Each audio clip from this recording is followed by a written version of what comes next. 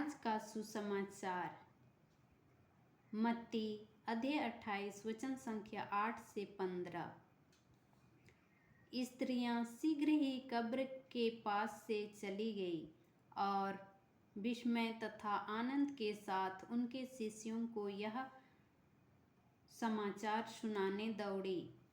ईसा एकाएक मर्ग में स्त्रियों के सामने आकर खड़े हो गए और उन्हें नमस्कार किया। वे आगे बढ़ आई और उन्हें दंडवत कर उनके चरणों से लिपट गई।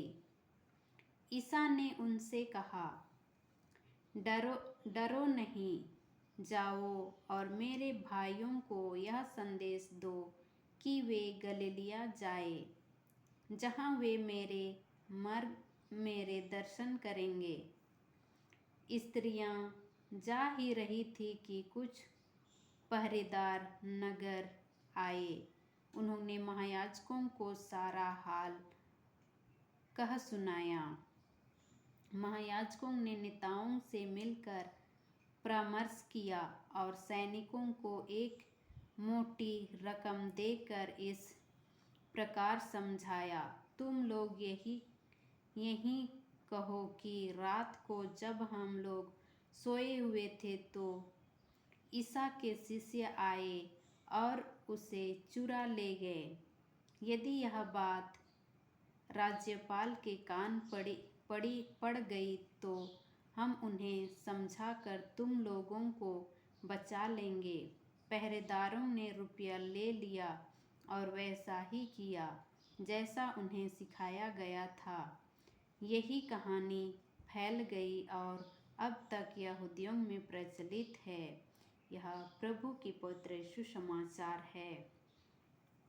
आइए हम इस सुसमाचार का मनन चिंतन करते हैं। यहूदी समाज में स्त्रियों के साक्ष्य की कोई मान्यता नहीं है।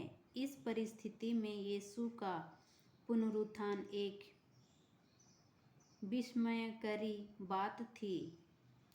इस पर यीशु कहते हैं, मेरे भाइयों को यह संदेश दो कि वे गलीलिया जाएं, जहां वे मेरे दर्शन करेंगे। यरूशलेम जो धार्मिक स्थल माना जाता है, वहां यीशु ख्रिस्त ने विश्वास नहीं पाया था। वहां के लोगों ने तो उनके पुनरुत्थान पर विश्वास तो दूर, उसे छिपाने का प्रयास किया था। इसलिए गलीलिया एक